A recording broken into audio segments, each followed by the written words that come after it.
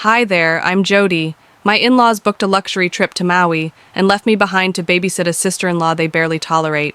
But the silence in that house held more than abandonment. It held secrets. Secrets about forged documents, stolen money, and 9 words whispered by Ivy that shattered everything I thought I knew. Have you ever felt like the outsider in your own family? Tell me, what time are you watching this, and where in the world are you tuning in from? Drop it in the comments. I'd love to hear your story too. The morning sunlight filtered through the blinds, casting neat stripes across the kitchen floor. I flipped pancakes in silence, the rhythmic sizzle my only companion. Travis sat at the table, hunched over his phone, thumbing through something he didn't want me to see. He hadn't said a word to me beyond a mumbled morning. His coffee sat untouched. That wasn't like him. I set a plate down in front of him. "They're blueberry," I said, almost like an offering. He didn't look up. The front door creaked, and I knew that sound too well. Darlene never knocked. "Hope I'm not interrupting," she announced, stepping in like she owned the place. Her perfume was too sharp, like flowers trying too hard. "Sadie needs her supplements. She's low again." She didn't even glance at the pancakes. "I picked them up yesterday," I said, smiling politely. "They're in the cabinet." Darlene raised her brows like I'd overstepped. "Well, that's efficient." She glanced at Travis. "Did you tell her yet?" He froze, then shook his head. "Not yet." I tilted my head. "Tell me what?" He cleared his throat, not meeting my eyes. "We're going to Maui, next week." My spatula slipped from my hand and clanged against the stove. "We?"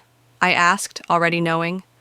"My parents, Sadie, me," Travis said, eyes darting everywhere but me. "It's just a family thing." Darlene smirked. "Someone has to stay and look after Sadie, right?" Like it was decided, like I should feel honored. "She's going with you," I said slowly. "Oh no, sweetie," Darlene chirped. "She's most comfortable at home. You understand." And just like that, I was demoted from wife to caretaker. I didn't cry. Not then. Instead, I smiled and said, "Of course. It makes sense." That evening, I poured myself a glass of wine while Sadie sat on the couch with her letterboard in her lap. Her fingers moved slowly, deliberately. "Are you okay?" I forced a smile. "Of course, I'm happy to help." She didn't respond right away. Then, carefully, she spelled something else. "They once said they'd send me away, a place, a facility." The wine turned to ash in my throat. I sat beside her, not touching, just present.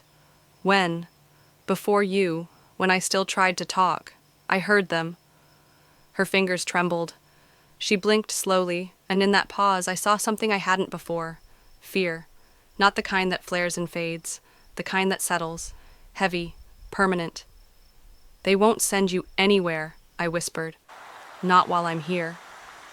She looked at me like she wanted to believe that. The morning they left, I stood on the porch, arms crossed, lips pressed into a line. Travis slammed the car trunk shut while Darlene barked last-minute orders about sunscreen and probiotics. Sadie sat silently in the back seat, window rolled down, watching me. Then, just before they pulled out of the driveway, she caught my eye and signed one word. "Soon." I stood there long after the SUV disappeared around the corner, wondering what she meant. I didn't understand then what was about to unfold. The house had never felt this still. Not empty, just paused. The kind of silence that hums at the edge of your hearing and dares you to break it. I moved from room to room without purpose, passing by Travis's half-emptied dresser, the faint scent of his cologne still clinging to his closet door. No Darlene barked orders, no Sadie watching with quiet eyes. Only the faint whir of the fridge and my own breathing. I ended up in the study, more out of habit than intent. The paperwork tray by the desk still overflowed, bills, renewal notices, medical forms. My fingers sifted through the chaos until I paused on one manila folder near the bottom. My name was scribbled across the corner in Travis's hurried handwriting. I remembered it now. He'd shoved it under my nose one evening while I diced onions for chili. "It's nothing," he said. "Refinancing. You don't need to read all that, just your signature at the bottom." I didn't want to seem paranoid. I signed, Then I rinsed my hands and stirred the pot, thinking nothing of it. Now, staring at the document, my chest tightened. The signature on the final page looked too perfect. Slanted just right. Clean, deliberate strokes. It wasn't mine. Not really. I swallowed the dread and tucked the file into my tote. At the notary office, Jennifer greeted me with a smile that faltered when she saw my face. "Tell me this is boring and I'm being dramatic," I said, sliding the folder toward her. She didn't speak for a while. Then she looked up, her tone careful. "Jody, this isn't just a refi. This is a waiver. You relinquished any claim to joint property bought after the date on this." My jaw tightened. "Can you tell if I even signed this?" Jennifer nodded slowly. "I can tell you this signature was lifted, digitally. I've seen this technique before. It's from an older lease. Different doc, different year. Page was swapped." I sat back. The room tilted just slightly. "He didn't even need me," I whispered. Her eyes softened. "You want me to report it?" "No," I said. "Not yet. Back home, I pulled up the joint account Travis insisted we keep for transparency." The screen blinked, loading slowly, almost mocking me. 2 transfers, large ones, labeled TK Holdings. I clicked Details. Access denied. A prompt popped up. "This account requires secondary authorization from primary holder." Primary holder. That was no longer me. I called the bank. A chipper voice answered and asked for verification. I gave my social, my mother's maiden name, my blood type if they wanted. But when I asked about the transfers, she paused. "I'm sorry, ma'am. That information is protected. We need written consent from Mr. Keaton." Of course they did. I hung up and stared at the screen. My reflection stared back from the blackened monitor, jaw clenched, eyes sharper than they used to be. He thinks I won't notice. He thinks I won't fight. Let him. If they believe I'll just sit here quietly, they've miscalculated the wrong woman. I woke to a sound I couldn't place. Not loud, just wrong. The house was usually still in the morning, too still, but today there was movement, a whisper of presence brushing against silence. I pushed off the blanket, feet cold against the hardwood, and padded down the hallway. Sadie's door was ajar, empty. I froze. She never left her room before I called her down, and I never left her alone for long. I turned the corner into the kitchen and stopped cold. She was standing. Sadie, my sister-in-law, the girl who hadn't stood without help in over a year, was on her feet, one hand steadying against the counter, the other reaching for a glass. Her gaze met mine, unwavering, unafraid. I dropped my coffee mug. It shattered into 100 tiny echoes on the tile, but neither of us flinched. Sadie spoke. They never asked why I stopped talking. The words didn't sound foreign or forced. They sounded buried, unearthed, like something she'd kept caged behind her teeth for far too long. For a moment, all I could do was stare. Something cracked inside me, not from fear, but from recognition, from everything I'd refused to see. Her body trembled slightly, but her voice didn't. They said if I didn't keep quiet, they'd send me away, somewhere I couldn't call home again. I walked toward her slowly, like approaching a wild animal you fed for years but never touched. She didn't back away. I remembered the night, almost a year ago now, the one I never told anyone about. I was heading to bed and passed the guest bathroom. The door was unlocked. I opened it. She was on the floor, legs folded under her, an open bottle of sleeping pills beside her, and her eyes empty. She didn't cry. She didn't speak. She didn't fight me when I slid to the floor beside her and took the bottle from her hand. We sat there for hours. I didn't ask questions, just leaned against the vanity and let my presence be enough. Maybe that was the night I became more than just her brother's wife. Maybe that was the night I became the one person who never demanded anything from her silence. Now, standing before me, she didn't look broken. She looked awake. "They didn't want anyone to know what I knew," she said. "About the money, about the calls, about Maui not being just a vacation."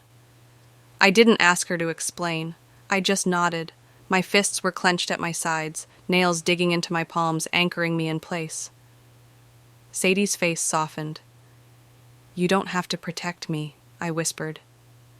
"You never did." She stepped closer.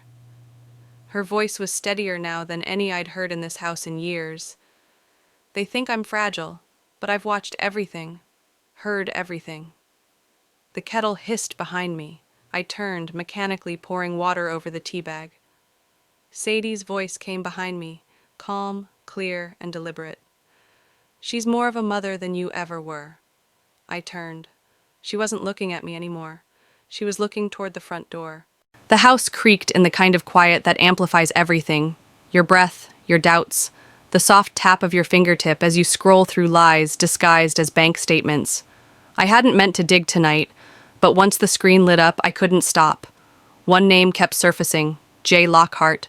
It didn't belong to any vendor, any family member, any bill, but it rang with a dull echo in my chest. I stared at it long enough that the letters blurred, then snapped back into shape like a cruel trick. J. Lockhart.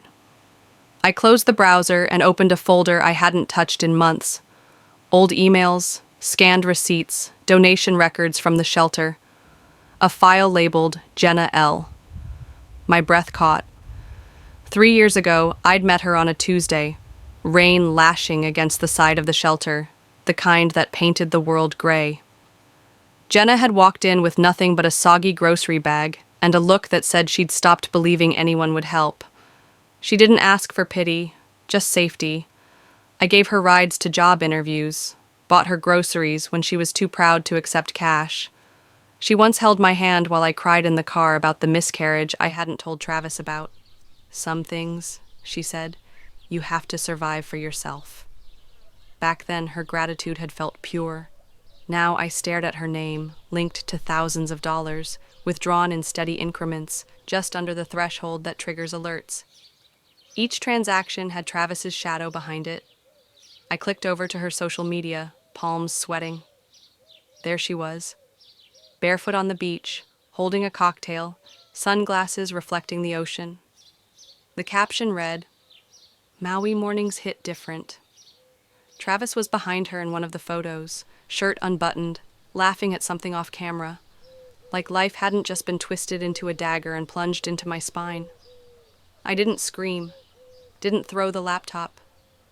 I saved the bank screenshots and zipped them into an encrypted folder titled, "For When the Lies Unravel." The worst betrayal isn't the stranger who robs you. It's the hand you held out of kindness, closing around your throat. I stood and walked to Sadie's room. Her lamp was still on. She didn't speak, but she looked at me like she already knew. The air between us wasn't empty anymore. It was heavy with understanding. I whispered, "This time I won't clean up their mess." Sadie didn't speak as she handed me the small silver USB.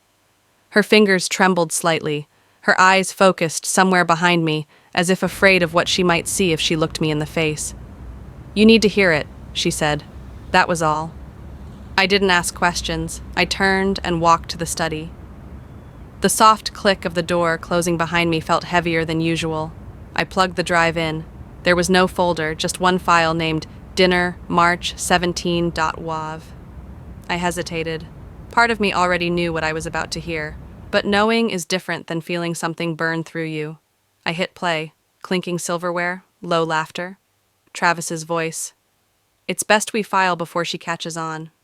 She's been looking through things." Darlene, with that nasal snort she called a laugh. "What's she gonna do, Sue?" "She's barren. She'll leave with nothing, like she came." A pause, then a male voice I couldn't place.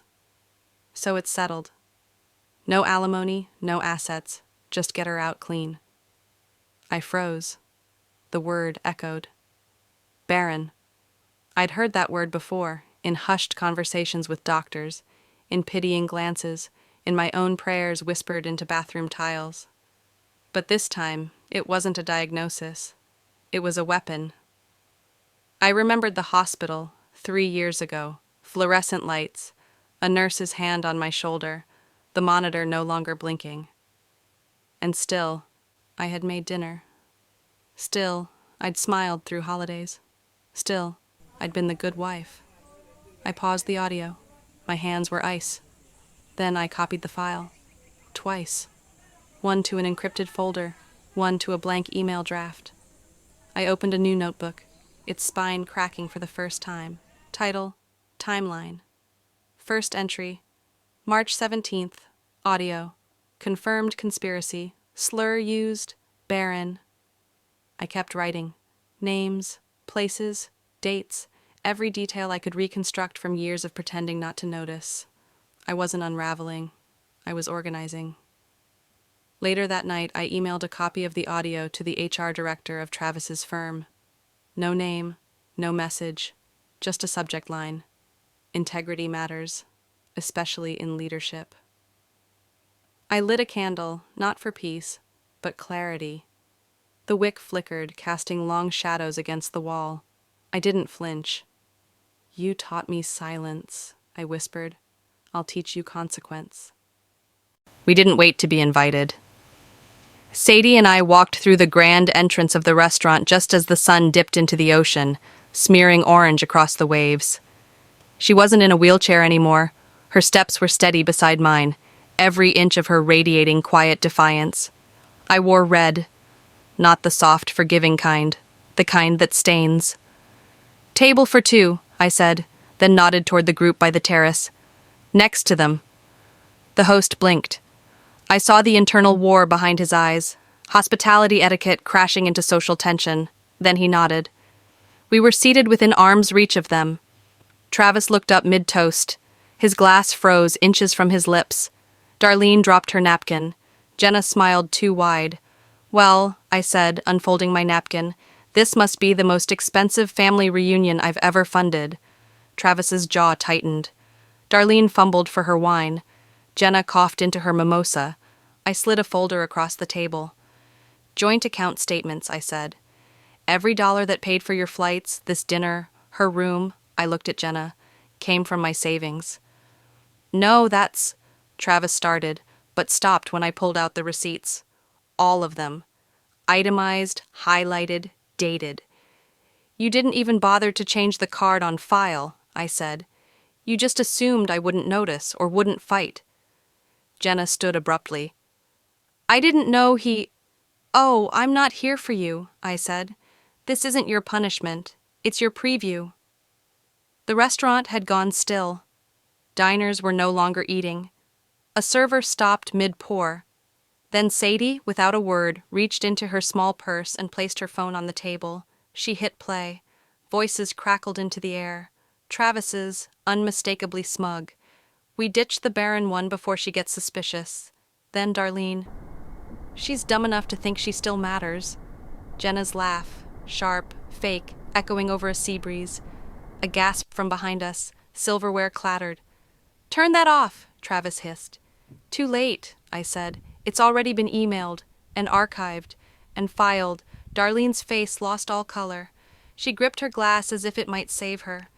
Jenna stepped back like she'd just remembered something in another zip code. I stood.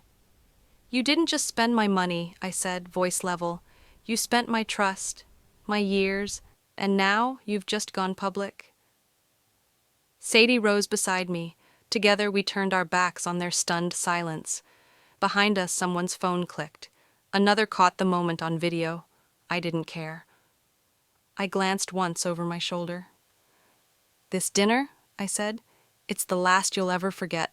The office was cold, deliberately, professionally cold. I sat across from Marla Jennings, a divorce attorney with eyes like glass and a tone like granite. My folders spread between us like surgical tools, financial records, audio transcripts, screenshots, signatures, betrayal documented in ink and silence. "This isn't just about divorce," I said. "It's about dismantling a legacy of arrogance." Marla nodded once. "You're not walking away, you're going through." That was the difference. I wasn't escaping, I was exacting. We filed the petition the next morning. Asset division, spousal support, and a motion to freeze joint funds. The sheriff delivered the envelope to Travis's office. He opened it in front of his team. One of them told me later, He turned the color of unbaked dough. He called me that evening. "So now you're coming after my money?" "No," I said, "just reclaiming what you embezzled. And while we're being honest, stop calling it your money. You'd still be living in a studio apartment if it weren't for me." "You're a manipulative—" "You're projecting again," I interrupted, and hung up. The next blow came days later. I filed a second suit. Defamation. Marla's team compiled statements from Travis's voicemail rants, his drunken words on that Maui recording, and even a few gems from his coworkers, things he'd said after too many bourbon-soaked complaints in the break room. The line that sealed it? "She was just an emotional prop with a credit line." The story leaked. Local media latched on. CEO accused of financial exploitation, slander and divorce battle. His firm issued a statement. HR launched a review. Jenna deactivated her Instagram. I watched all of it unfold from my kitchen, sipping tea. I didn't have to rush anymore. Outside the courthouse, Sadie waited in the car. When I slid into the passenger seat, she smiled, not broadly, but with something stronger. Certainty. "You didn't just speak for you," she whispered. I nodded but said nothing. A memory flickered. The first night I found her curled in fetal silence, too afraid to sleep alone. I'd pulled up a chair and stayed. We never needed words to bind us. That evening, the doorbell rang. Through the frosted glass, I saw Darlene. She stood in heels too high for humility, clutching a bouquet of sunflowers like they could erase years of rot. Her mascara ran just enough to say, "I practiced this in the mirror." I wanted to talk," she said, voice quivering. "About everything." I stared at the flowers. "Forgiveness," I said, "doesn't come in flowers." The knock wasn't loud. It was too polite to be innocent. I opened the door to find them both. Travis, gray around the mouth, clutching the railing like it might steady his shame. Darlene stood beside him, smaller somehow, blouse wrinkled, her signature scowl replaced with something worse, pleading. "Can we talk?" Travis asked. "No," I said, and started to close the door. "Please," Darlene cut in, her voice catching. Just listen." They stood on my porch as the sky dimmed, casting long shadows behind them, like ghosts unsure if they still belonged here. "We need your help," Travis finally muttered. "Everything's gone. The accounts are frozen. Jenna's gone. His mouth worked around the next word like it hurt. "Fired." I let the silence spread.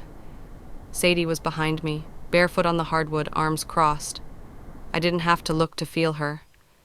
I stepped aside, not to let them in, just to let the moment breathe. "Why now?" I asked. "Because I spoke up? Or because no one else will kneel?" Darlene winced. "It's not like that." "It's always been like that." Sadie didn't speak, but I heard her inhale sharply when Travis added, "We're still family, Jody." The word family landed like a slap. "Funny," I said. "That word didn't mean much when you were scheming my replacement with your mother." Travis looked away. I didn't know she'd—" He gestured helplessly at Darlene, who suddenly lowered her gaze. "I'm sick," she said. The way she said it, I knew. The weight behind it wasn't for sympathy. It was just fact.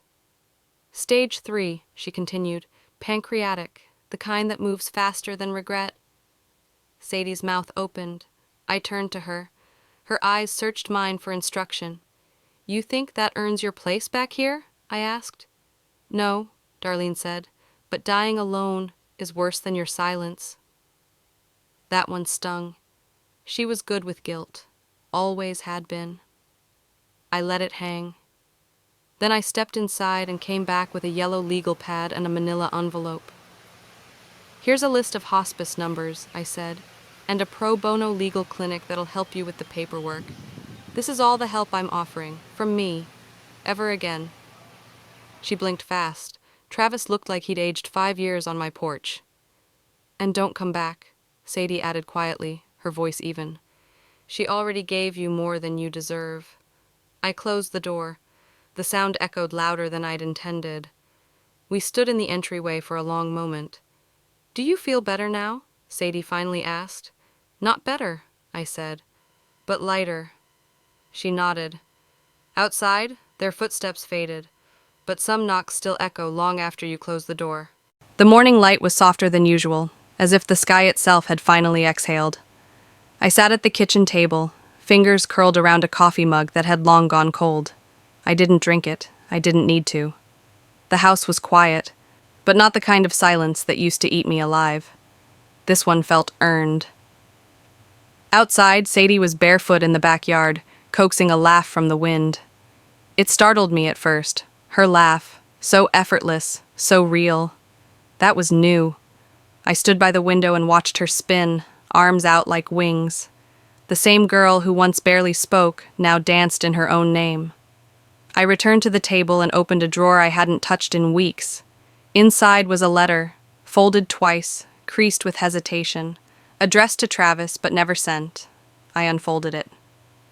"I wanted you to know that I see it now, not just what you did, but how I let it happen." I wore the silence like a second skin, hoping it would keep the peace. It didn't. It buried me. "I don't hate you. That would mean you still had that power. You don't. I forgive you. Not for you, but for me. Because carrying your guilt was never mine to begin with." I walked to the sink, struck a match, and held the flame to the corner. The paper curled like regret, blackening fast. Ash drifted upward in lazy spirals. "That's all the justice I need," I whispered. Later that day, Sadie sat beside me on the couch, knees tucked under a blanket she crocheted last winter. She looked at me like she was bracing for something harder than truth. "I think I want to try school again," she said quietly. "The real kind." I turned to her, my eyes stinging. "You sure?" She nodded. "I think I'm ready to be seen." I smiled, tears slipping free. Then we start again. Together. Before sunset, I walked to the park alone, the one with the rusted bench near the pond, where Ivy once whispered 9 words that split my life in 2. "You don't owe them what they threw away." I whispered them again. They still held power, still held me. On the way back, the mailbox yawned open with one letter inside. A thick envelope, hospice return address, Darlene's handwriting. But it wasn't for me. It was addressed to Sadie. I stared at it for a while, thumb pressed to the corner. Then I set it gently on the hallway table. Behind me, the screen door creaked open. Sadie stepped out, brushing past with the kind of grace you only earn after fire. "Coming?" she asked. I followed her into the yard, barefoot this time. No words, just steps. Some stories don't end with answers. They end with freedom. They say silence is golden, but in my story, silence was survival, and then eventually it became a choice. I've learned that standing up for yourself doesn't always look like yelling or slamming doors. Sometimes it's walking away with your head held high, even if your heart is still healing. If you've ever felt invisible, discarded, or silenced in your own home, please know this. You don't need permission to reclaim your voice. You don't owe anyone the comfort of your silence if it costs you your self-worth. What about you? Have you ever had to choose between peace and truth? What did that moment look like for you? If this story touched something deep in you, comment 1 or let me know where you're watching from. And if it didn't, I still want to hear from you. What didn't sit right, and what would you have done differently? If you found this video meaningful, subscribe to the channel so you won't miss the next story. You never know, it might be the one that mirrors your own.